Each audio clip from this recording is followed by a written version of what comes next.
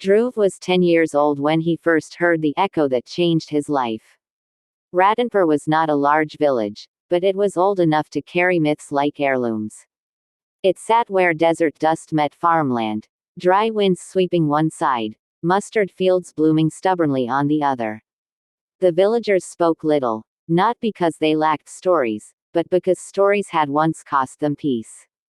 Dhruv lived with his mother Malini, father Arjun, and his aunt Chanda, who the family lovingly called Chachi, not for any scandalous reason, but for the warmth she carried in her personality, sharp tongue, protective heart, and eyes that noticed everything even when she said nothing. Dhruv's uncle Raghav worked in crop research in a shed near the fields, but the real mystery lived behind Dhruv's grandmother Kamla Devi's house, the old well sealed with iron bars, chained with silence, and avoided like a question that had already been asked too many times. One evening, Dhruv dropped a coin into the well while the sky bled orange. The echo lasted longer than it should, stretching, vibrating, reshaping, almost breathing. Then came the words, not loud, not whispered, but formed from the echo itself. Some sounds return, others choose a listener. Dhruv stepped back, confused and thrilled.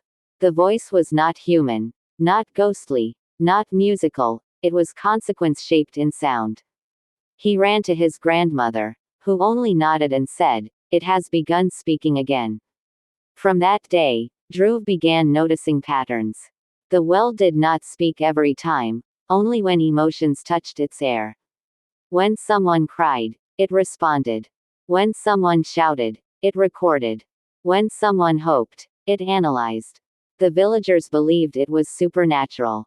Dhruv believed it was psychology. Both were wrong in parts and right in fragments. A farmer once sobbed near the well after losing his crops. The well echoed his sorrow, then replied, "He will grow again, but not from soil, from change." Months later, the farmer opened a dairy supply business, becoming wealthier than any crop season could make him. People called it a miracle. Dhruv silently called it emotional redirection. A schoolgirl once cried after being denied city education. The well echoed her heartbreak, then warned, "The road will test her before the city accepts her." The next morning, she tore her bag, missed her ride, ran barefoot behind the bus, but still reached the exam hall on time. The well didn't predict failure, it predicted the emotional cost of perseverance. Dhruv started writing every echo, every word, every warning in a notebook, slowly becoming the well's unofficial archivist. At 15, he confronted Raghav about the shed. Was Mohan real? He asked. Raghav's reaction was sharp like a falling guillotine. Some names are erased to save bigger names, he said, and walked away. That was the first time Dhruv heard the term erased, not as a word, but as a system. At 18, Dhruv left for Jaipur to study forensic psychology and digital archives, because if the well stored emotional outcomes, Dhruv wanted to know who stored emotional blame.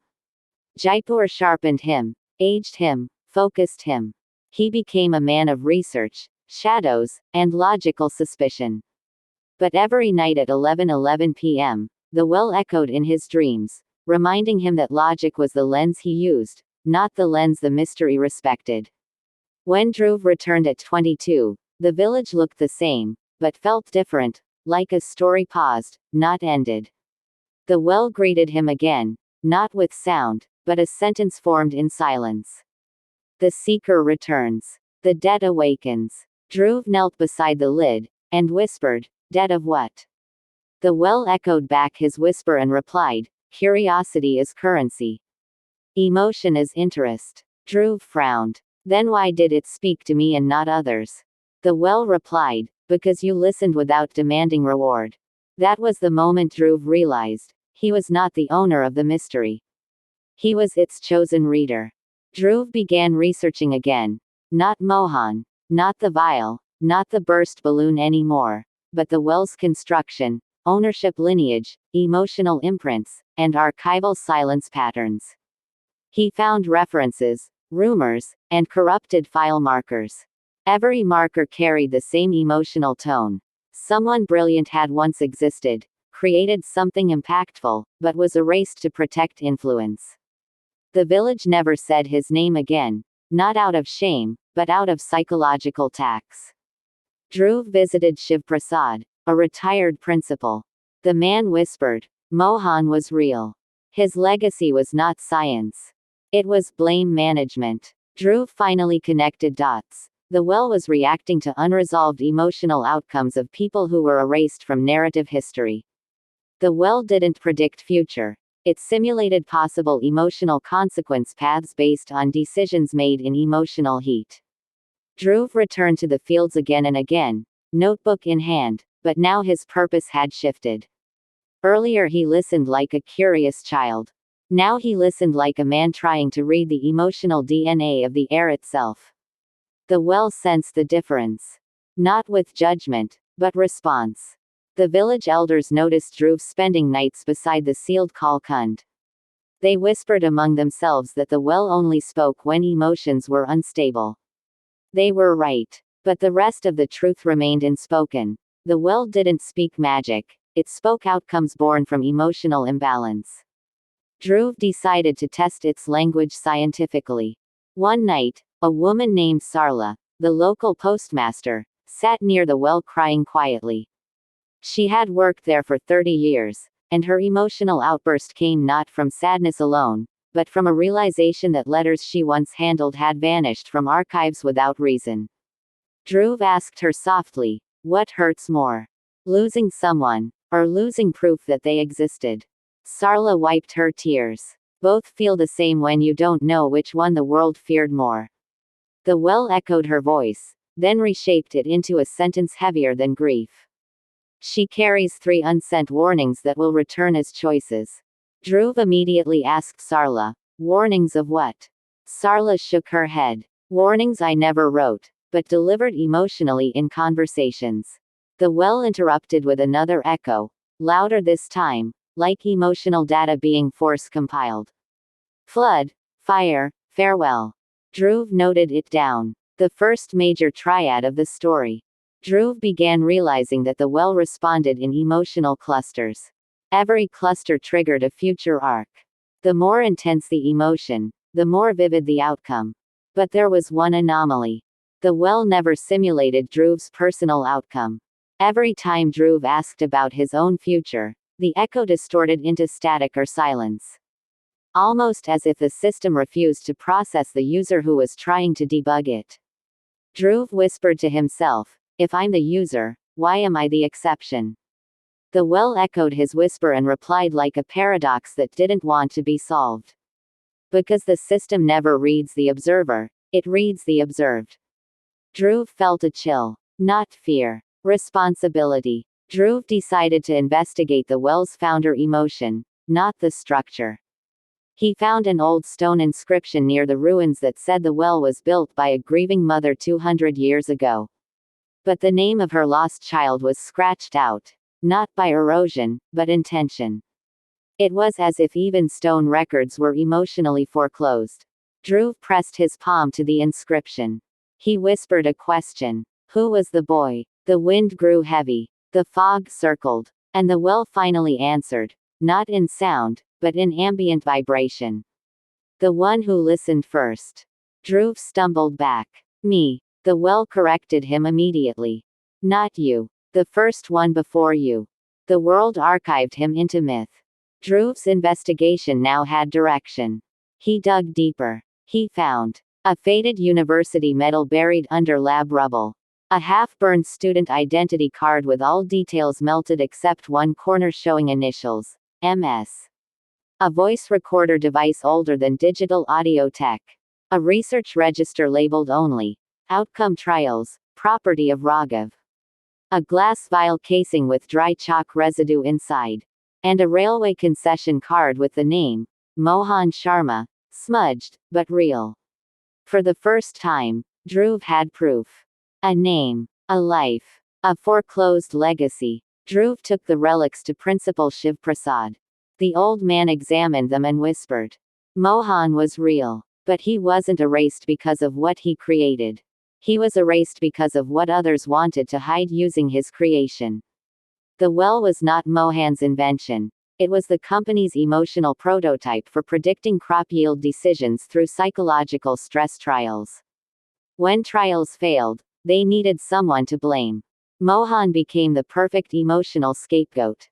The company survived. Mohan did not. Dhruv clenched his fist. Not anger. Inheritance. He asked. So the well speaks because the blamed never got closure.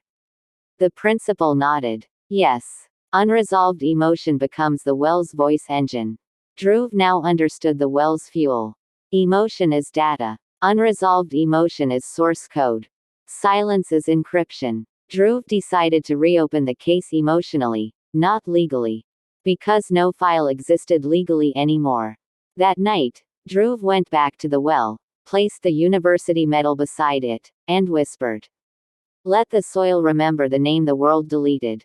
The well echoed back louder than ever, almost like the system was updating its own firmware. Name accepted. Outcome pending. Dhruv exhaled. But the well wasn't done. Truth reclaimed. Tax unpaid. Dhruv frowned. Tax. The well replied slowly, dramatically, reshaping fog into letters midair. Every reclaimed truth charges interest in sacrifice. Dhruv's heart sank. The second major twist had begun. Dhruv could no longer treat the well as an object of curiosity. It had become a system of emotional accounting, and Dhruv had just received his first invoice. The well was not demanding water, blood, or anything physical. It demanded impact, the kind that alters lives, minds, our history itself. Dhruv knew he needed more emotional energy to force the well into revealing its deepest layer, the origin of Mohan's erasure. He began interviewing villagers one by one, not about the well, but about the emotional history of loss, betrayal, and sudden unexplained changes that had struck Radhanpur over the last 20 years. Every villager had a story. None of them had closure. A teacher lost her career overnight due to a corrupted certificate. A farmer's land papers vanished from official logs. A shopkeeper received warnings he never recalled hearing. A student's medal was found but not his admission form. A nurse remembered a face but not the file attached to it. A family lost photos but not the memory of the person in them. A banker's loan register showed transactions but no borrower name. A journalist's audio interview had voices but no identity. A mother remembered crying but not the reason recorded for her tears. A priest remembered praying but not the person prayed for. Dhruv collected these emotional anomalies like puzzle pieces. Each piece carried a recurring pattern. Records vanish first. Then people stop asking. Then the world moves on.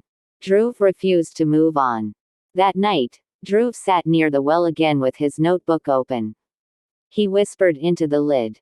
If emotion is your language, then listen to the village that still remembers without proof. The well responded in a slow expanding resonance, like a booting sequence.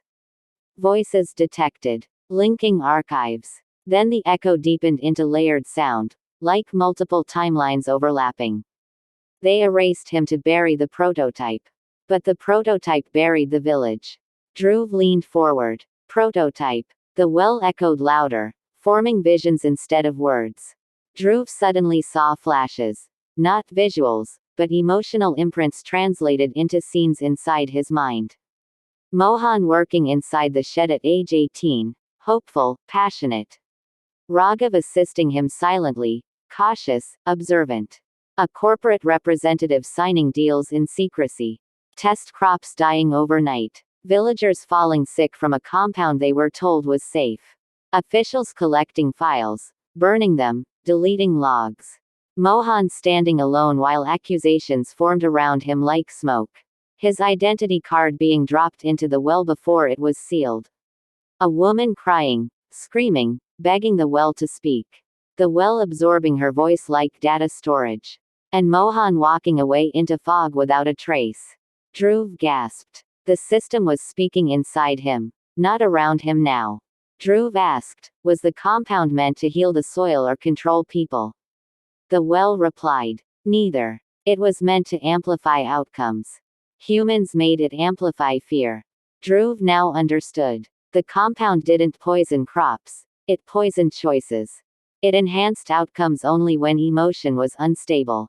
And when outcomes became unbearable, records were erased to avoid accountability. But the well never erased outcomes. It stored them in echoes. Dhruv whispered, "So Mohan wasn't a villain." The well echoed back softly. "He was proof that curiosity survives blame, but not influence." Dhruv wiped his eyes. Emotional investment was rising. The well spoke again. "Observer anomaly detected. User interest rate increased." Dhruv frowned. "What interest rate?" The well replied with a chilling but powerful truth. "The more you uncover, the more the story claims you." Dhruv stood up. "Then claim me if you must. But speak the truth first." The well echoed back. "Contract accepted. Outcome cycle initiated." Dhruv felt a heavy shift in the air. The third twist was now beginning. The next morning, the village woke to a shock. A massive storm hit the mustard fields, the same fields that once carried hope. But this time, the storm did not destroy crops. It destroyed records stored in houses, offices, phones, and archives.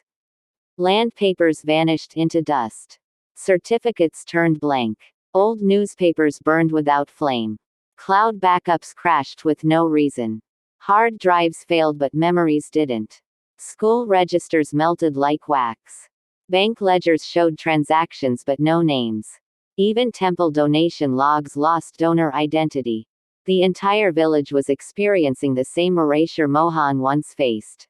Villagers panicked. Dhruv did not. Because for the first time, the world's injustice was no longer selective, it was shared. Dhruv whispered to Sarla, the postmaster. "The village is paying Mohan's tax now." She asked softly, "And who will pay yours?" Dhruv didn't answer. Because the well already heard the silence. The village had now split into two worlds. The ones who feared the well, and the ones who feared the truth Dhruv was chasing. The erasure storm had shaken the surface of people's lives, but it had not yet shaken the root. And Dhruv knew a root always runs deeper than a record book. Sarla, the postmaster, became Dhruv's first real partner in decoding the well. Not because she believed in its voice, but because she believed in the injustice it stored. She said, "The well speaks like an oracle, but behaves like evidence." Dhruv nodded. He now treated every echo like testimony. They started reconstructing the timeline again from human memory, the only database left uncorrupted. The school teacher remembered the day Mohan won a state science medal. The banker remembered approving a student's scholarship under Mohan's name. The nurse remembered treating test crop handlers after the compound failed. A childhood friend of Mohan remembered his last words: "If the world erases me, the fields will narrate me back." Even the local shopkeeper remembered selling laboratory chalk and notebooks to Mohan during research nights. Dhruv noted everything. Not a single detail felt sexual, shameful, or romantic. It was brilliance mixed with betrayal, curiosity mixed with cost, hope mixed with fear. But the more they reconstructed, the stranger the well behaved. It began speaking even when no coin was dropped. It began echoing names Dhruv never asked for. It began triggering outcomes before emotions peaked. And one night, it echoed Dhruv's own name for the first time, not predicted, but acknowledged. "Dhruv Jain, inquiry registered." Dhruv froze. "I never registered myself into this story." Sarla whispered back, "You didn't. But your questions did." Dhruv realized the well had updated its system to include the observer as a participant. He sat by the well again that night. The fog thick, the stars sharp, the silence dramatic. He whispered, "You speak in echoes. Then echo this. Who erased Mohan Sharma? And why does the village pay the debt now?" The well echoed. Not distorted, not poetic, but brutally precise. Influence erased the boy. Fear encrypted the village. Curiosity inherited the debt. And debt always finds an heir. Dhruv asked again, "Who was the influence?" The well replied with an emotional thunderclap. Slow, heavy, dramatic. "The one who funded the future but foreclosed accountability." Dhruv felt something crack in the atmosphere. The mystery was no longer village-sized. It was system-sized. The next day, Dhruv and Sarla discovered a hidden underground chamber beneath the ruins, stone stairs descending like a heartbeat monitor of history. Inside were broken lab instruments, sealed soil registers, and one large wall carved with a phrase. Outcomes are louder than erasures. In the center of the chamber was a stone slab with an old voice recorder mounted into it. Analog, not digital, older than smartphones but functioning like a time capsule. Dhruv pressed play. The audio crackled, then stabilized into a young voice, confident, trembling with hope. If you hear this, you found the well. If you found the well, don't ask about yourself. It listens back. Then the audio paused automatically, as if sensing Dhruv's presence. Then continued. My name is Mohan Sharma. I built something to amplify growth. They built something to amplify blame. The world needs to know I was not the villain. The real villain hides in the cost of choices. Dhruv clenched his fists. The meaning was spicy with tension. Not sexual, exactly as you intended. He played the recorder again. Another line echoed in the chamber. Truth reclaimed without witnesses becomes another ghost. Dhruv whispered, then I will become the witness. The chamber trembled like the well reacting above ground. Dust rained, but not violently.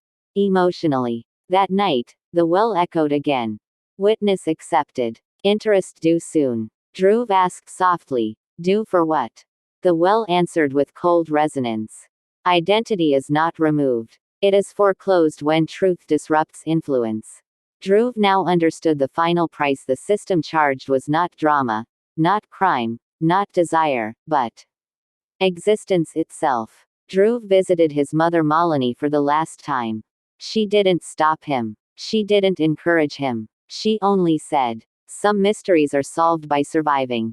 Others are solved by being survived by someone else. Dhruv smiled painfully. Then let the world survive this one. Malini hugged him. Clean, emotional, child-safe, heart-wrenching, perfect for YouTube visuals. That same night, the well roared like a server under emotional overload. The stones glowed. The bars cracked. The air formed sentences like fireflies made of smoke. User identity processing. Archival conflict detected. Dhruv whispered, no conflict. Only truth. The well echoed back slowly, dramatically. Truth accepted. Error archived. The next second, Dhruv vanished from all records, all systems, all logs, all databases, all cloud memory, all identity indexes, all forms, not physically, but existentially. His mother remembered him. His grandmother remembered him. Sarla remembered him. But every search bar, register, file, and archive page where his name existed turned blank, just like Mohan Sharma's pages once did. The village did not scream this time. It whispered, the well takes stories. It finally took the storyteller too. But Dhruv had already left a final coin on the bars before disappearing. Not to drop inside, but to leave a sound outside the system. Because some sounds are not meant to be archived. They are meant to be heard. And every night, the well echoes once more, but now with a new phrase. The story remains. The air is now the tale. After Dhruv's disappearance, Radhanpur entered a strange era, a time where people remembered emotions but no longer trusted outcomes. The well stood sealed again, bars cracked but intact, like a system that had completed a cycle it was never meant to start. Sarla tried calling Dhruv's number, call failed. The school tried locating his admission file empty. The bank tried opening his KYC, record not found. Even his digital footprints, mail logs, and certificates showed nothing but blank metadata. The world didn't register Dhruv Jain anymore. But the village still carried his absence like a loud silence. Every night at 11:11 p.m., the well echoed again. But now, the echoes didn't sound like prophecy. They sounded like analysis reports written in emotion. One night, the well said in layered resonance. Cycle complete. Observer archived. Village pending closure. Sarla knelt beside it. Closure for whom? Dhruv or Mohan? The well echoed back a line that carried the same weight as grief, but none of its impurity. Closure is not an event. It is a decision the heart stops demanding. Sarla frowned. Then why do you still speak? The well replied slowly. Because questions still fall here like coins. Answers no longer fall back. Dhruv had left the chamber audio behind, but it had no owner now. So the village turned Dhruv's story into folklore. Not shameful, not romantic, not physical, but a cautionary tale about emotional curiosity and invisible influence.